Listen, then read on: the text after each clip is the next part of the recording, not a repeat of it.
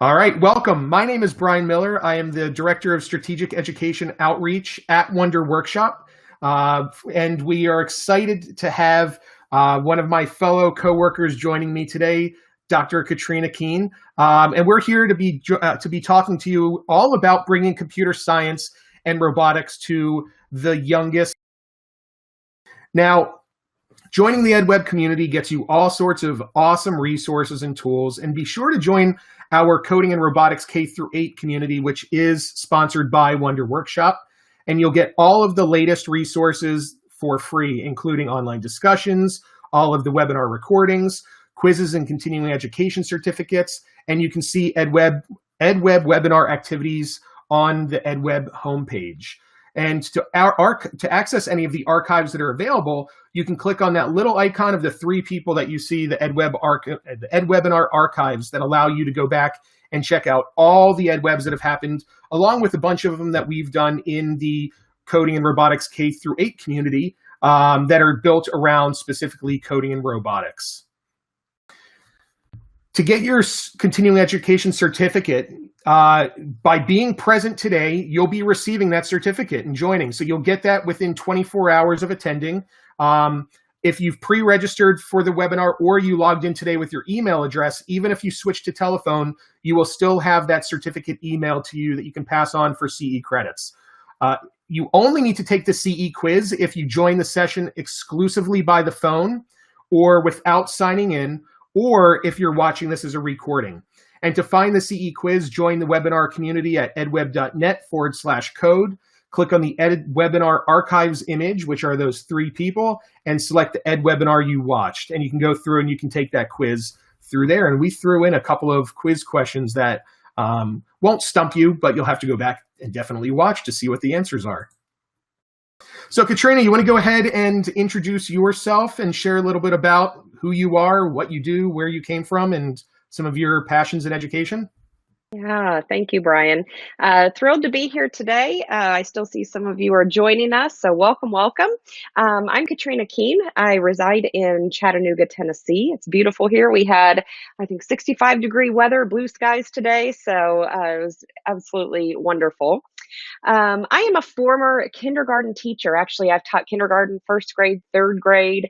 I taught K-5 computers for a while. Then I went into a technology integration position, then into a director of technology role for a number of years, and played a few roles on the vendor side. But now I'm here with Wonder Workshop, and absolutely thrilled because when I was still in the classroom, and especially when I was a director of technology, I was using all different kinds of robots and wanted to bring coding to my classrooms. And so was able to do that with my students. And my most recent experience, I was a director of technology, but I was offered the opportunity to create my own course. They said, you can write whatever course you want, create whatever you want. And so I said, well, I want to teach a coding course. So I was teaching 9th through 12th grade coding, and brought in just all kinds of fun toys and tools for my students to use. So we had a blast with it. So again, thrilled to be here today. If you would like to follow me on Twitter and stay up to date with everything that I'm tweeting, you can follow me at Dr. Katrina Keane. And I know we're about to hear from Brian as well, who has a very similar story to me in his educational journey. Yeah, so Katrina and I are basically the same person. If you just remove her beautiful blonde hair and throw a beard on her, that's me also. I've been an educator for 15 years. I was the director of educational technology at one of the largest private independent schools in the United States. I was a K-5 computer teacher, and I got started as a kindergarten teacher, just like Katrina did as well. So my background is really early childhood education and elementary education, and that's remained a passion of mine through the years, which has really guided my professional experiences, because I've always focused on what the youngest of learners need in everything that I do, everything I talk about, all the way down to why play is so important in the classroom, which is something that we saw and did every single day in the classroom. I was the first educator hired for Wonder Workshop. So I've been at Wonder Workshop for a little over 2 years now. And I've had the opportunity to build and develop what we've been doing in education at Wonder Workshop. and have an incredible team that's been built around me as well. Katrina being one of those educators that have joined our staff along with a number of others. And our passion at Wonder Workshop is to really change the way children are learning about coding and robotics from the earliest of children all the way on up. So to be able to work in a company that matches my personal pedagogy and philosophy and keeps me excited and engaged and allows me to connect with educators on a daily basis is really the best job in the world. And I get to share that with people that are friends of mine. Katrina and I have known each other for a number of years now. We present together internationally on Connected Toys and Play in our Top Tech Toys to Transform Your Classroom, which is where we play with all sorts of toys that are designed for elementary and early childhood education that teach computer science and STEM. So she and I have been doing this for quite some time, and we love being able to share our knowledge and information with the world. So you can feel free to follow me on Twitter as well, at EdTechNerd, or you can visit my website, www.brianlmiller.com, where you can learn more about Top Tech EDU by visiting www.toptechedu.com. So, Katrina, are you ready to get started and sharing with these wonderful people the presentation we've put together on early childhood coding? You got it. My favorite thing to talk about. All right. People. So we're going to go ahead and we're going to flip off our screen or our webcams to allow for better bandwidth for everyone that is fighting for bandwidth. And now we should be in full screen. So I'm going to skip over these slides, but you can see Katrina's contact information here and her website and her role at Wonder Workshop. You can see mine as well and where to follow me. So Katrina threw this picture in here without me realizing it until I saw this final EdWeb webinar presentation. So Katrina, you can go ahead and you can read my quote that you used for some reason. Yes, absolutely. So why computer science? This has been an ongoing question. I know K-12, especially educators, have asked for several years. And before I read the quote, I actually am extremely invested in this question because I had the opportunity several years ago for a year to teach college computer science to college students. And kind of what I was finding out is that there was such a gap between K-12 and college, especially with computer science. And so I've just been really invested in this and taken extreme interest in bringing computer science, obviously, to the youngest of learners as well, so we can start to build on this. But Brian has a brilliant quote here. He says, "Every new day comes new innovations and changes in the world in which we live. Computer science is constantly evolving, and in order to prepare students for that new day, we need to start preparing them at the youngest age possible. The age is where we evolve the fastest."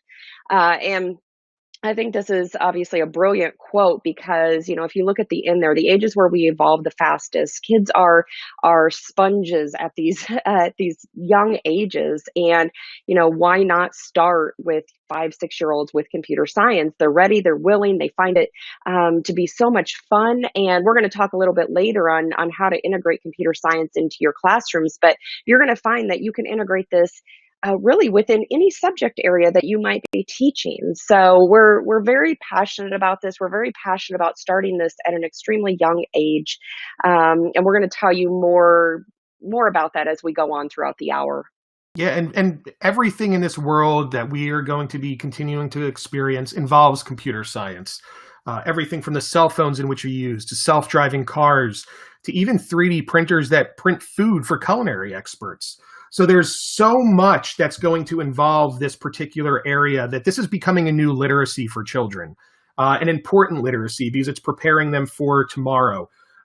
So for me, this is a really important area. And we, like Katrina said, we need to focus this on our youngest of students. We teach children a language, a different language than which they speak at such a young age because they are able to absorb and understand and actually apply what they're learning as far as that new language goes. Now, not saying computer science is a language, but it's the same age that we are applying these different ideas to, and it works so well for introducing children to foreign languages at a young age.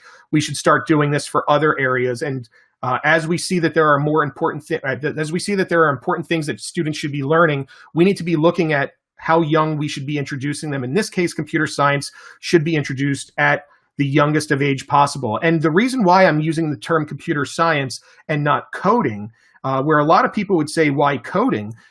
Because coding is really, the language that they are using. They're applying, and coding Python, coding JavaScript.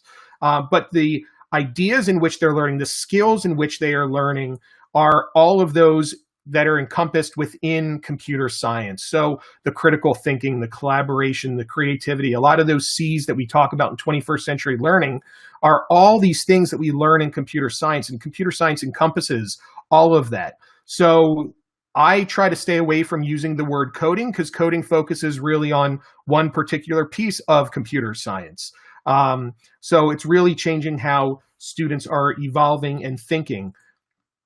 Now, the majority of schools that don't teach computer science, which is still pretty staggering. It says 40% of the schools in the United States from code.org currently teach computer programming. 90% of parents want their children to experience computer science throughout their schooling. But what you're going to start to see is that the number is less for those that are teaching computer science in earlier grades. Most of these are schools that require this as a 12th grade graduation requirement, that they've experienced some sort of computer science in their high school years. Tony asks, is there a breakdown between private and public schools? No, a lot of this data is public data that's provided and also researched on code.org's website. I haven't seen much in terms of private and public school data. It depends, obviously, on the schools that offer it, but most of the data that comes in is data that they've collected either through, public census or from research that they've done. I know code.org encompasses both public and private data, however. You want to talk about STEM, Katrina? Yeah, absolutely. So we obviously talk a lot about STEM, and if you're on Twitter, if you're on any social media, this is a acronym that is thrown around all the time. And we talk so much that students need to be in STEM classes. And so you see down here at the bottom, 58% of all new jobs in STEM are in computing. However, only 8% of STEM graduates come from computer science. So we have this huge gap, this huge need for students to be educated in computer science, but they're not given that opportunity, or they're not choosing that opportunity. And we're going to talk more as we go on about how to give kids that opportunity at a young age, so that when they get to high school and they're offered a computer science course, oftentimes it's too late by high school. Students have already gone through elementary, they've gone through middle, they have not progressed through a computer science curriculum or given the opportunity to experience computer science. And so they're not interested anymore when they get to high school, which is very sad. And so we see this gap going into the industry where there's just not enough students that have education within computer science. And we see a lot of the S for science and the M for mathematics amongst college graduates, correct? But we're still not seeing a lot of the T technology and the E engineering, right, Katrina? So, Absolutely. You and I both have had the opportunity to work with lots of schools that offer, science and math, but a lot of the schools are looking for ways to incorporate the technology and engineering. And I think that that's common across so many schools, that this is, a new area that they're looking to implement, and computer science fits in that technology side and the engineering side. So they're trying to find best ways to make that work for them. And, there are a lot of great people to follow, Katrina and I being two of those. There are many that are out there that can point you in the right direction. But make sure that, you're finding ways to keep this equal across your students' experiences, especially in the young grades. When we're dealing with early childhood education, there are so many schools that don't feel that technology is even a part of what early children should be experiencing. And that's a big concern. So we need to provide them more opportunities, especially in the earliest of ages. And a lot of times it comes down to cost and also teacher skill set. So investing time in training and investing dollars in the technology is crucial to provide these students experiences, especially students that are part of inner cities or in rural locations that may not have access to this in other areas. We want to provide them, at the youngest of ages to have that experience. So that's something that they should be looking into as well. Yeah, and real quick too, before we move on to the next slide, someone had mentioned here in the chat, what if the curriculum doesn't contain any sessions of computer science? What can we do in this situation? And that's an excellent, excellent question. We're going to give you some examples as we move forward about how you can integrate this into your classroom. So if your students don't have the opportunity to take a computer science course, especially in the elementary school, we're going to talk more about how that could possibly look in your school or in your classroom so you can give students those opportunities. And also, just really quickly, Brian, you pointed out, the T and the M in STEM, and focusing on that T. I see a lot of schools that I go into, and they'll say, oh, we're a STEM school, or we offer, a keyboarding class. And while that's great, and that's a skill that students do need to know, when Brian and I talk about technology and more specifically STEM as a whole, we're talking about bringing these experiences into the classroom, such as coding, such as robotics, but in other forms other than just, keyboarding or other than just playing with apps in the classroom. Yeah, and I see our buddy Gail Lovely is on here as well, and she said in early learning the overlap is amazing between computer science and other subjects, and it is, and we're gonna get into that and talk a little bit further about some of that as we progress in the additional slides. Thank you, Gail. Absolutely. You want to talk about this one too, Katrina? I would love to, because these are two of my favorite things to talk about. So this slide says, what subjects do students like a lot? Students enjoy computer science and the arts the most. And that's interesting because I actually started out as a music major before switching over to elementary education in my undergraduate work. But during my undergraduate work, I took an extreme interest in computer science and worked in a computer lab on campus where I went to college. So I was involved in music every single day, whether that was in jazz band or marching band, and then also was involved with computer science and working with technology while in that computer lab. So when looking at our youngest of students, and if I think back to when I taught kindergarten, my kids loved going to music class. They absolutely loved it. They loved any kind of performing arts, whether that was a school play, whether that was, like I said, music class or some kind of an after-school music club.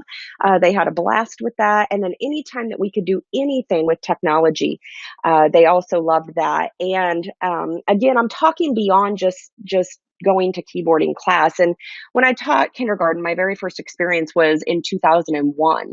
And at that time, we weren't really talking about STEM, and we weren't talking about coding and robotics and engineering. And so I wasn't really sure how to bring that into my classroom, but I did it because I enjoyed it. I enjoyed bringing in computer science. I enjoyed bringing in music. And so I just did it for fun. So I was bringing in experiences that I could, even back in 2001, whether we were video conferencing in with another school across the world or, any type of experience I would try to bring to them. So the tech team for my district in 2001 probably absolutely hated me. I shouldn't even say probably. They did. They hated me because I was constantly on them for ways that I could use technology with my students. And so I would say, I want a video conference with this school, in another state. And they would tell me that I needed a special IP address, a super secret IP address to get outside of the firewall. So this was way back when, but it was just, trying to find ways to bring that in at such a early time, I think, in education. And I say early time, what was that, not even 20 years ago, 17 years ago. So Brian, what would you like to add to that? No, that I completely agree. I remember, some of my students' favorite areas were, playing dress up, and also using the technology that we had in the back of the room, playing Busy Town.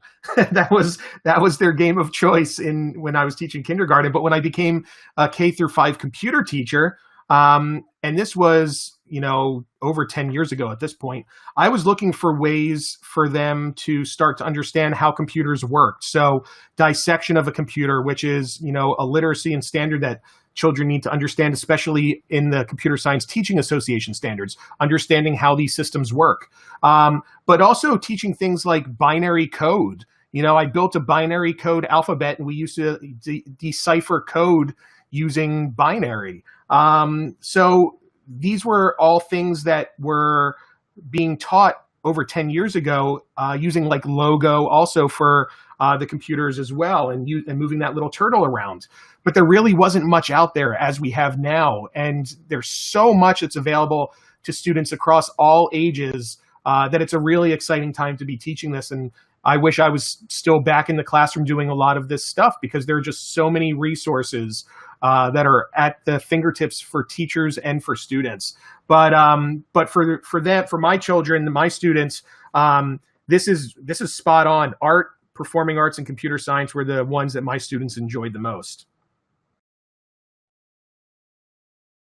So computer science is foundational, and I consider this to be, a new literacy for students. Every 21st century child should have a chance to learn about algorithms, how to make an app, or how the internet works, just like how they learn about photosynthesis, the digestive system, or electricity, because this is what our world is moving into. These children have been born into the world where iPads have existed for the past almost 10 years, which is really insanely scary to believe. So these are things that they need to be comfortable with and understand, and not just be the consumers of this material. They also need to know how to decipher this and how to be creators of all of this.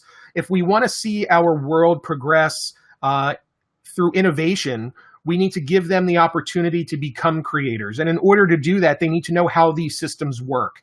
They need to know how to think systematically and how to think computationally. They need to understand about algorithms and logic in order to make all of this actually happen for them in their lifetime, to be able to apply this. So starting at the youngest of ages, these are all skills that we can be teaching, and we're going to go through how we can start doing that at youngest of ages. Brian, real quick, on the last slide, I think that one of the problems that I had was, we're going to talk more about this, but even where to begin. So if I was a first grade teacher, second grade teacher, I think it's very overwhelming and scary to think, oh my goodness, how do I get this in my classroom? How do I, teach this to students? And, what is there a guide out there that I can use, or, what can I do as an educator? What are resources that are available? Yeah. Yeah. And we're going to give you a lot of resources as we move throughout this next about 35 minutes here. But, one of the tricks that I did when I had my 9th through 12th grade students that I talked about earlier, if I was scared about bringing in a concept, or if my kids said, hey, we want to learn how to make an app, oftentimes I would have my students teach me. So we would just experiment. I would, put the tools in their hands, and I would say, you know what? I'm not even sure quite what we're doing here or how to do it, but let's learn together. And sometimes that's the best way. And, I just know that it can be scary, and it can be very overwhelming.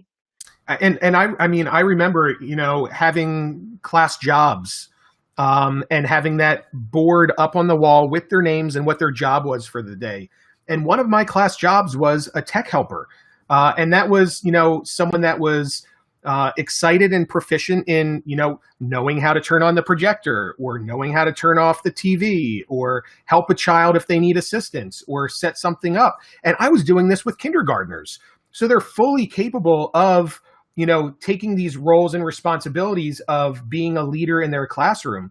And students love to show off their knowledge. Every child has a skill that they're excited to share with others. Some of them, it's art. Some of them, it's music. Some of them, it's athletics.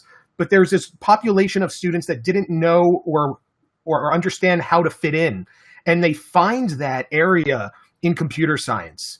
And so we want to give them the opportunity to shine as well and show off what they're able to do as well. So, there's a lot that children can do, and we often dismiss children quite frequently of their capabilities. And if I'm unsure of something, I'll put it in the hands of a child and let them figure it out for me, and then have them show me how they did it. Because they are, quick. They're willing to learn, and they're resourceful as well. Many of them know at age 5, age 6 to hop on YouTube and do a quick search for it. They're better researchers and finders of information than most adults are that have grown up around this stuff. So give them the opportunity to show off their knowledge and information as well.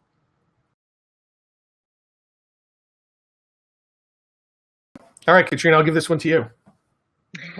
Thank you. The value of a computer science education. This often comes up in conversations I know on Facebook as we talk about students, should they go to college? Should they not go to college? How are we teaching them in high school? Are they ready for the workforce straight out of high school? And this slide comes from code.org. But if you take a look, it says, obviously the first one, lifetime earnings of a high school graduate. We move to the middle, lifetime earnings of a college graduate.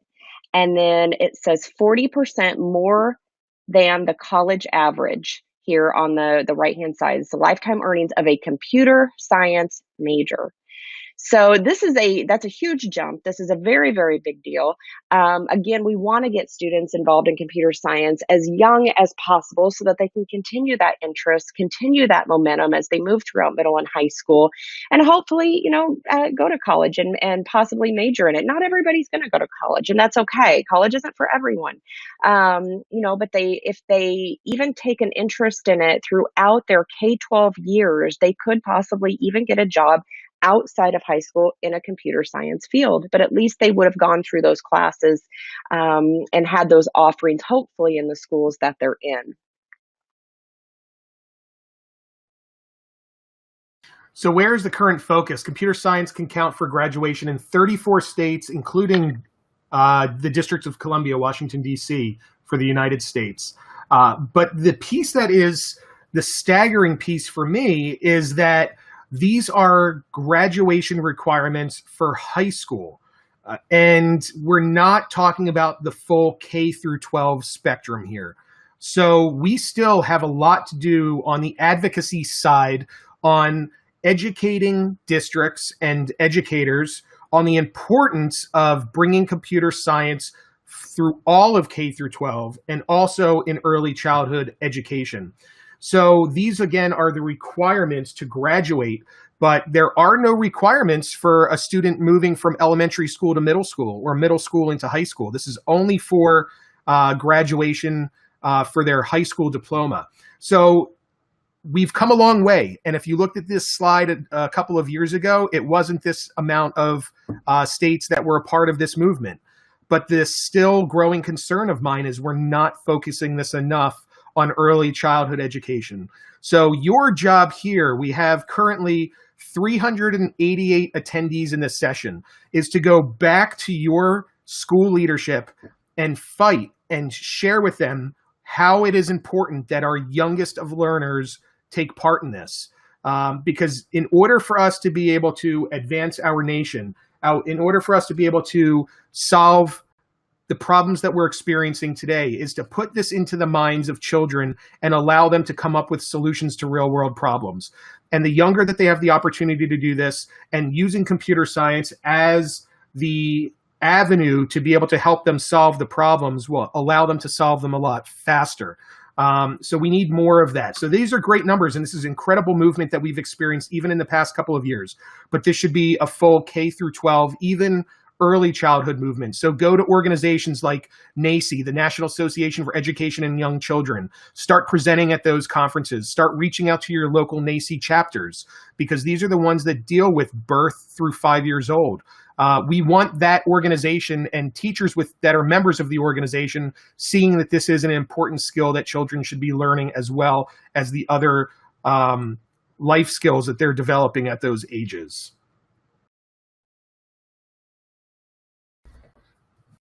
So why the earliest of ages? Go ahead, Katrina. Yeah, exactly what we're talking about here. Why the earliest of ages? And we've already touched on this a lot. But of course, as you know, Brian and I are extremely interested in just in general in early childhood education. So as we've moved into our current positions, we get to work with these, the earliest of ages, these little ones, as we call them, in pre-K, kindergarten, first grade, and we get to bring these experiences to them and to their classrooms, and it's an absolute pleasure and a blast to be able to do that. So, as we know, we want to bring computer science to the earliest of ages so that we can start to build that foundation. We talked about that computer science is foundational, and we want to build that foundation. When students start school, obviously they're reading and they have to do math and science and social studies and all the basics that we know. But we also know that this has to be one of those foundational subject areas, at least integrated into pre-K, kindergarten, first grade, all the way through 12th grade. So it's extremely imperative that we start in those pre. And the best part about it is, it sounds like we're trying to almost push this, or we have an agenda for this, but we know from research that this has to start at the earliest of ages. And the great part is, kids love it. So it's not something that we have to push onto them or something that isn't going to be fun. They already love it. They love these experiences. They love bringing coding and robotics and computer science as a whole into the classroom and getting these experiences. So where should we start? So we're going to be going through and we're going to be identifying a couple of strategies that you can use as educators, and we're going to talk through these so you know how to get started, and then we're going to share some resources with you as well. So the first section is strategies. We're going to be identifying key curricular topics. We're going to design activities that promote the skills acquired in CS through non-academic instruction. It should say that picture of Dash, cut it off again, Katrina. The SAMR model of integration and centers for hands-on learning opportunities. So the first one is identify key curricular areas. And these are questions that you need to be asking to yourself as you are getting ready to plan to teach computer science in your curriculum. And we're talking about this being able to be integrated into your day. We often get asked the question is, where does computer science fit into our day for our students? And the correct answer is everywhere. And that's what we want to see more of. Gone are the days of needing to go to a computer lab to learn how to type on a computer because we have computers in our classrooms, or we're in one-to-one programs, or we have a phone or a device that our students can type on. So also should be gone of the days where we are pulling computer science out and teaching it one day a week, and only doing it in a secluded location, whether it's secluded in your classroom for 1 hour a week or moving to a computer lab to do it only once a week. So what we want to do is we want to find ways to integrate this and identify key curricular areas where this could fit. And there are a number of different places that can easily do that. So the first one are, what are some key topics in your curriculum? And you should know that as you're going through and looking at your school year. What are those standards that you need to be hitting as you're teaching? We all have key curricular areas in math, in science, in social studies, in language arts. So identify what those are. And then we want to be able to find ways that we can integrate computer science to this through the number of different resources that we're going to be sharing. An example is in math, we're sequencing, so we can substitute sequencing with a computer science activity where students are sequencing by dragging and dropping code on a screen using Blockly. And it's very simple to build a sequence that way. Or having a robot drive forward, stop, turn left, stop, and say something. So we're building a linear sequence. So we can easily substitute what we're teaching in math with doing it through a device or through computer science. Identify what some of your favorite topics are of your students. If they absolutely love a particular subject area or a particular topic you're teaching, chances are they're going to love even more when they're integrating computer science. Because as we saw in those slides earlier, that students' top 3 subject areas or top 3 skills that they're learning is computer science. And if there's something that is not their favorite, let's spice it up a little bit by throwing some computer science in there to make it more exciting. Students love computer science, so give them the opportunity to experience it and really jazz up your existing units of study that you think may be dragging a little bit or students are having trouble understanding. If you have monthly themes or units that you're teaching, it's great to be able to find ways to incorporate computer science into that. and holidays and special events. And there's a lot of stuff out there that we're going to show that allow you to do all that. So identify key curricular areas is one of the most important components, because you'll quickly see as you explore some of the resources that we'll be sharing that there are tons of different ways to incorporate computer science into your subject areas. But if you know what key curricular areas you want to start with, it'll make that a lot easier and it will allow for an easier implementation.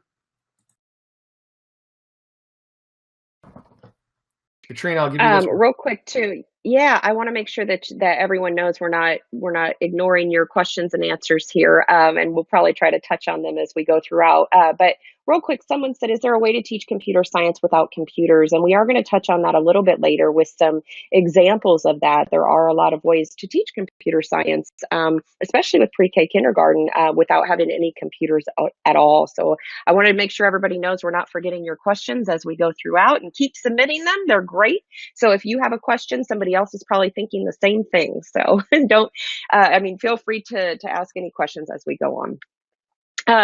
So second, design learning activities that promote the skills acquired in computer science through non-academic instruction.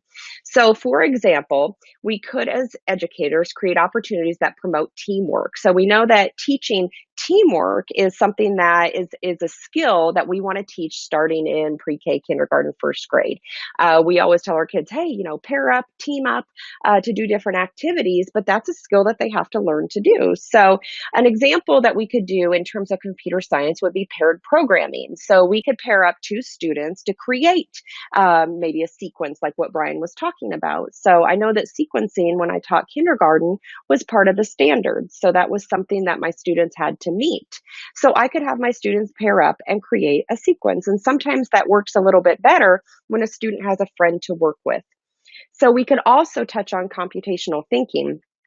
By creatively solving problems through various challenges. And I know at Wonder Workshop, we have a bunch of different challenges, like challenge cards that the kids can work through, and they can solve problems by creating those different challenges. So that's just an example there. You hear the word so often, or the words growth mindset. Whether you're a child, whether you're an adult, it's so important to have a growth mindset. And what we mean by that is promoting students to continue to learn from their failures. So if we're coding, or if we're, even moving throughout our day, and we want to make sure that we're teaching students that failure is okay. That's how we learn. And again, even as adults, that's how we learn. So it's so important to teach growth mindset, whether you're teaching pre-K or you're teaching 12th grade. And someone said here in the comments, we call it failing up. You are absolutely right. We do want to fail up, and we want to teach our kids that even at the youngest of ages. We can also offer puzzles such as brain teasers that teaches logic, and that's so much fun. Kids love that, of all ages. We can provide activities where students can express themselves, obviously through creativity. And these can all be touched on through non-academic instruction. It doesn't have to be something that's necessarily, in your standards or something that is in your curriculum, but it's so important to work on these different things with growth mindset, with creativity, logic, paired programming, computational thinking through that non-academic instruction time. Wonderful. You want to go through SAMR too, Katrina? Yeah, I'd be more than happy to. It's one of my favorite things too to talk about. SAMR has been talked about for years, and more than likely with about 400 attendees on here, there's probably going to be someone on here that's like, oh my goodness, we're still talking about SAMR. Yes, we are. It's not a bad tool to use. It's actually a fairly good model for schools to use, and I'll explain why. If you're new to SAMR, this is a concept that you can think of, whether you're teaching pre-K, whether you're teaching 12th grade. But when we bring experiences into the classroom, whether that's through computers, whether that's through robotics or coding, we want to think of it in terms of what you see here on your screen. So the S stands for substitution.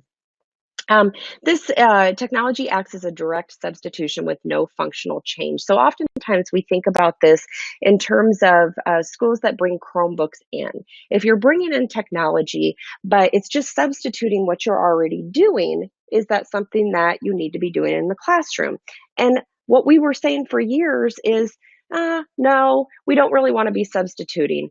But I am actually a believer that substitution is okay sometimes. It's going to happen. We can't always be transforming our classrooms every day. We would go nuts as educators if we did that.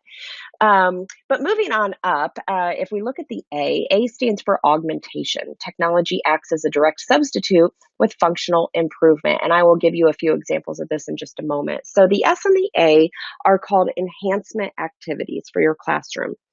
The M stands for modification. Technology allows for significant task redesign. This is a form of transforming your instruction. And then redefinition. Technology allows for the creation, I love that word creation, of new tasks previously inconceivable.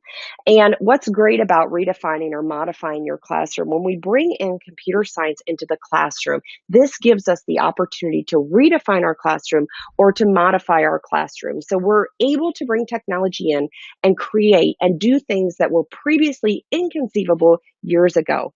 So it's funny because when you think of, I'll give you another example. So Google, and as great as Google is, as wonderful as Google Docs are because we can collaborate and talk to one another, those are actually kind of sitting down on our substitution or augmentation levels.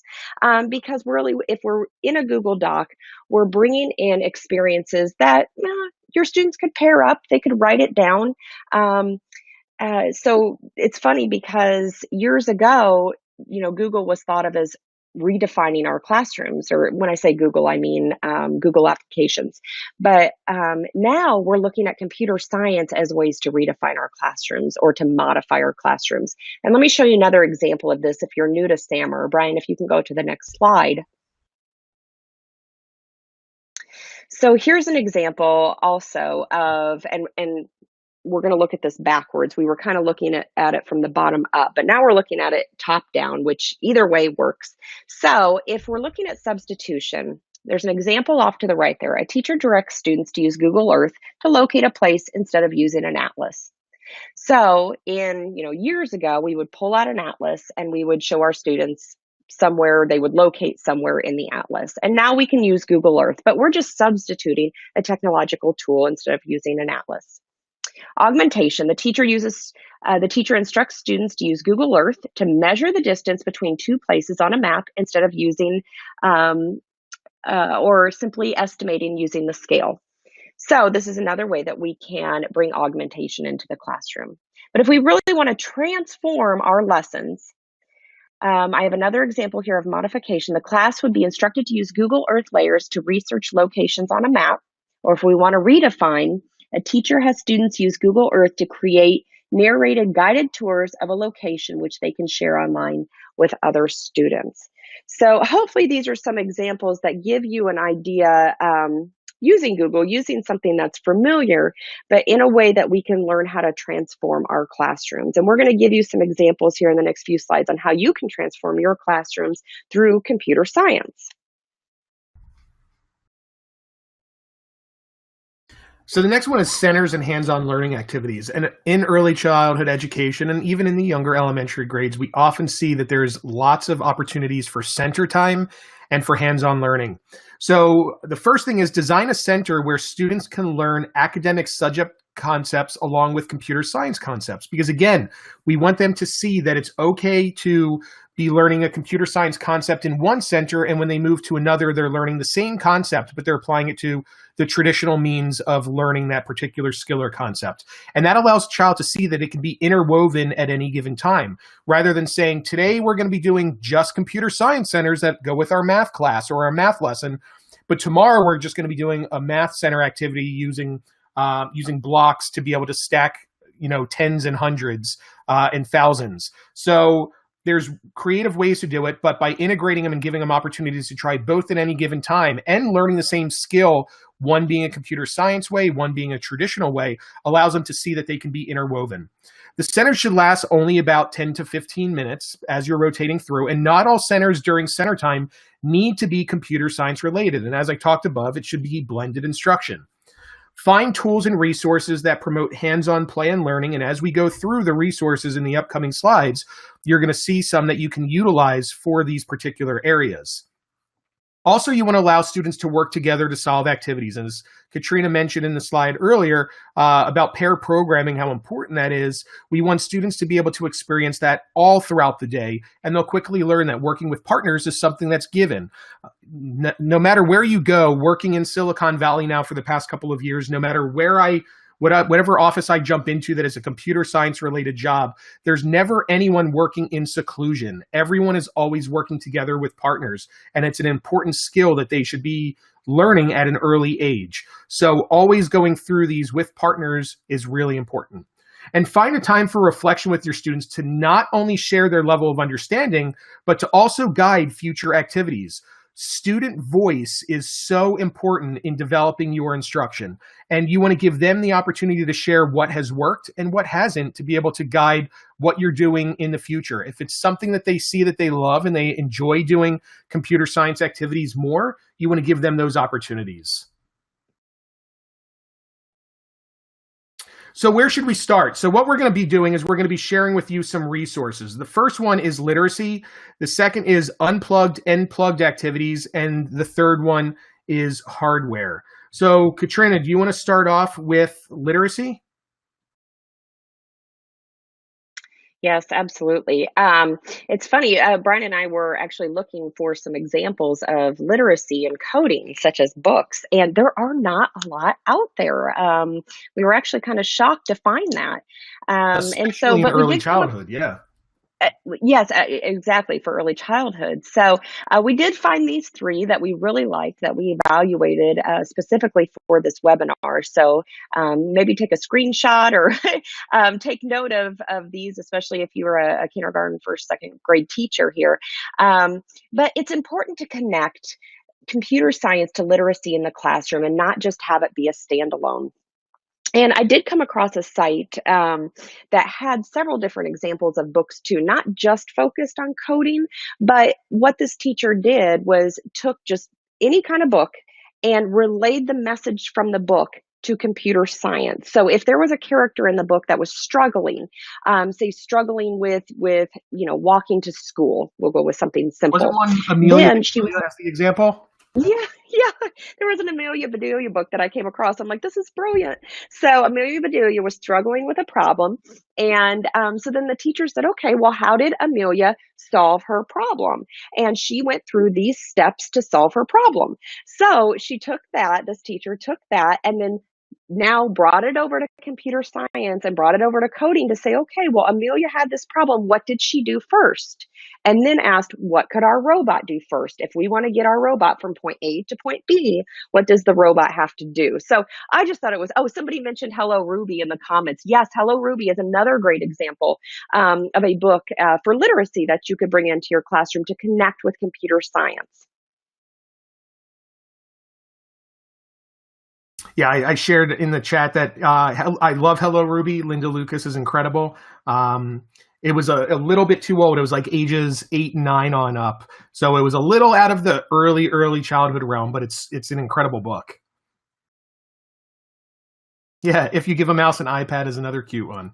Or Good Night iPad, that's another cute book. So there's a bunch that are out there. So next is unplugged activities and different activities. So one of the things that we wanted to share with you is there's lots of great activities out there that are plugged and unplugged activities. One of them is through Wonder Workshop's Learn to Code series. And through this, on education.makewonder.com, and if you click on education, there is a screen that looks like what you see here on the right, where it gives you the code.org's computer science fundamentals A through F computer science framework. And what you are able to do through here is you are able to access all of these levels and they are completely free for you to use. So level A is primarily grades K and 1, where you're able to go in. You can see that for level A, there is the unplugged activity that goes along with level A. And then we're teaching sequencing, looping, and then there's assessment built in. And as you progress through, you're able to use Wonder Workshop's Dash and Dot robots for completing these additional activities. And all of them, as I mentioned, are free. What's beautiful about this is you can also utilize Code.org's Computer Science Fundamentals series on Code.org's website. And what Wonder Workshop is providing you is the opportunity to bring in physical coding into the skills that you are learning on Code.org. So as you're going through Code.org and you're doing some of the activities, whether it's through Angry Birds or through Frozen or through Moana, and they're covering these different skill sets, if your students in kindergarten are in level A, you can go on Wonder Workshop's website, find additional unplugged activities, and find ways to get your children off the screen by incorporating physical computing into the classroom as well. So these are some free, great resources that are available for you to use and access at any time. And there's constantly more being added in here as well. So you can continue to check back and use this. But Code.org is one of those incredible resources that's available for educators, completely free, will help you understand how to teach the concepts of computer science to your students, and also has tons and tons of activities and ways to engage your students as well. Katrina, you want to talk about hardware? Yes, this is super fun stuff. So somebody had mentioned earlier, and I said we would get to it, about how you can code without a computer. So over here on the right-hand side, you will see a way to code without a screen at all. You'll see Dash up there at the top. If you've not experienced Dash or Dot or any of our robots, feel free to visit our website and you can see them on there. But basically, we've got two products here. We've got Dash on the right-hand side, and in front of him, you'll see Puzzlets. And Puzzlets is a separate company from ours, but Puzzlets connects to Dash via Bluetooth. And then you put in the little pieces. These are little tangible pieces, amazing for little pre-K kindergarten hands. And they put the code in. So basically they're telling Dash left to right, just like reading a book, what to do. Do they want Dash to move forward? Do they want Dash to, move up, move back? Do they want Dash to make a sound? And then you'll see in the little cloud there on Puzzlets, you'll see a green play button. When you put the green play button in, it moves through the code. And this you can do without a screen at all. So I love this for pre-K, kindergarten, first grade students that are brand new to coding. Just an awesome piece of hardware, since we're titling this slide hardware. Just super, super exciting stuff. And then over here on the left, you're going to see our arts integration, our arts and music integration. So we've got an attachment here on Dash where you can code Dash to play music, which is so much fun. Of course, kids love this. And as we said in our earlier slides, the two things that students love the most are arts and computer science. So we're bringing those together with our xylophone attachment here for Dash.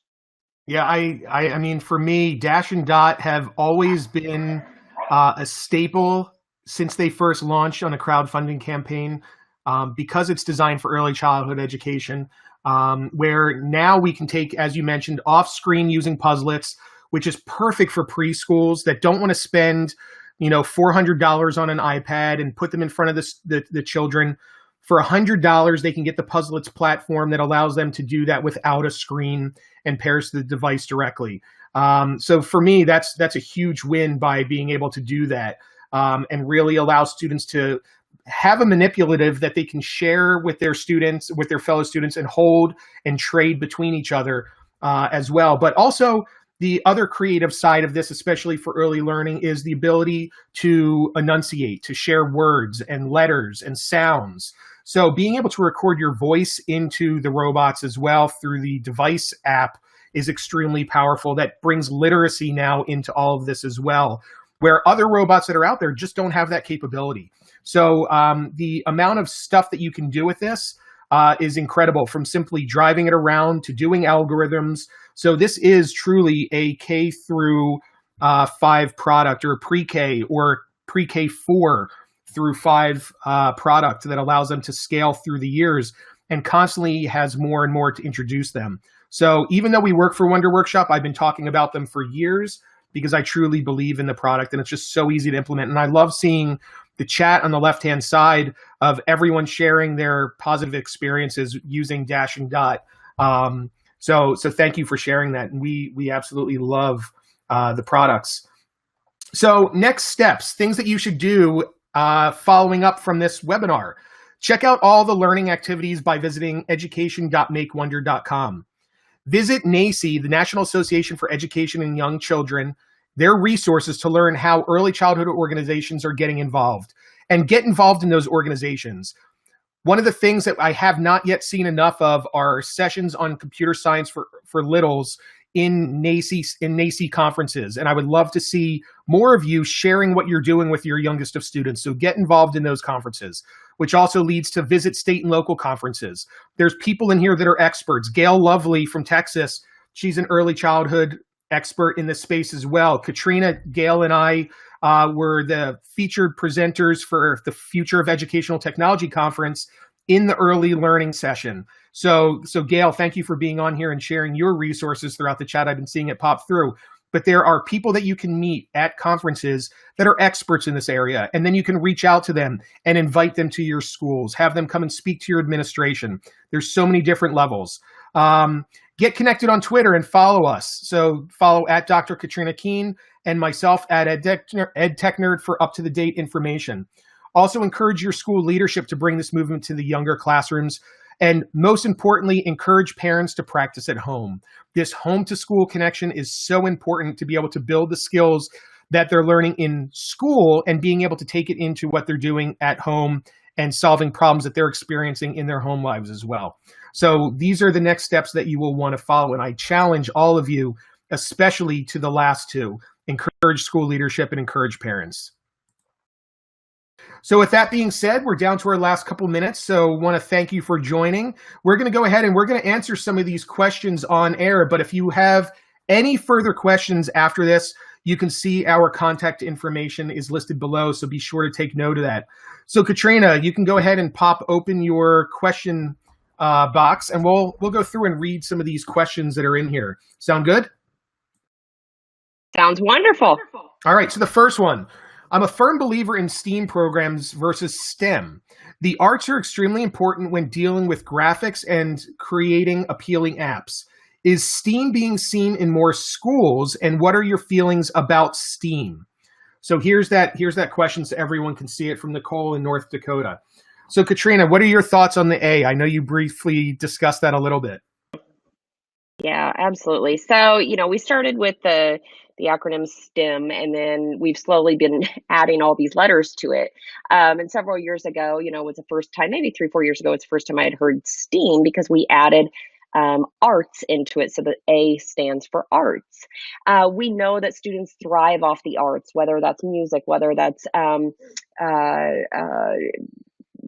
art itself. And I've been in a lot of schools that do different types of arts, whether that's, pottery or just dance, all kinds of different things. And like I said, students thrive on that. I am a firm believer in STEAM as a whole. It's very sad over the years you hear about schools cutting, due to funding, cutting arts programs. And I think that's extremely detrimental to a student, both, physically, mentally, as a whole. So I hope that STEAM continues. I hope that the arts continue. I hope that, all the letters, science, technology, engineering, arts, and math, of course, continues as a whole and can give children K-12, pre-K-12, a full experience as much as possible. Yeah, and when dealing with graphics and creating appealing apps, absolutely, graphical user-face design is so important. So user interface, what they're experiencing when they are doing app creation or website creation or software design creation. There is a whole world for just the arts. We have graphic designers in Wonder Workshop's office designing all of the graphical assets that you see, from what the screens look like to colors to making sure that the characters are animated and interact with each other. There are so many different pieces of the arts. So having that A in there is extremely important. especially for building interfaces and experiences that are really appealing to everyone. So next one, let's see.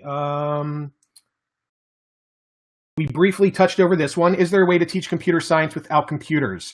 And absolutely, yes, there is. So we talked about some of those unplugged activities, and Wonder Workshop has some on the website. Code.org has a ton as well that you can experience as well through their website.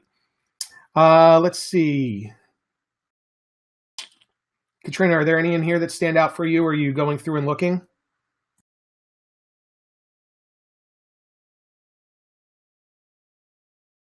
I have been looking, just to kind of, as a whole, answer questions about Wonder Workshop or Dash and Dot. Please feel free to visit our website, makewonder.com. That will answer any of your questions specifically about the difference between Dash and Dot, specifically about possibly grants. Let's see what else. Difference between Dash and Dot. Where can I get a Dash and Dot? You can get one directly from our website. Let's see.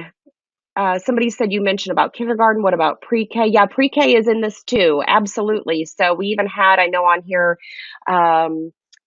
somebody that was at a daycare facility, and both of us obviously are firm believers in starting computer science at the pre-K level. So the example that I showed you earlier about bringing Puzzlets and through Bluetooth, having it talk to Dash, that's a great example of a use with pre-K. So you don't have to have a screen, and you can just connect those together. And pre-K absolutely loves the use of Puzzlets with Dash. So that's a good example. Also, you can bring in computer science with coding into a pre-K classroom simply by making sequences. So what you would do is you could draw an arrow, a forward arrow on a piece of paper, a piece of printer paper.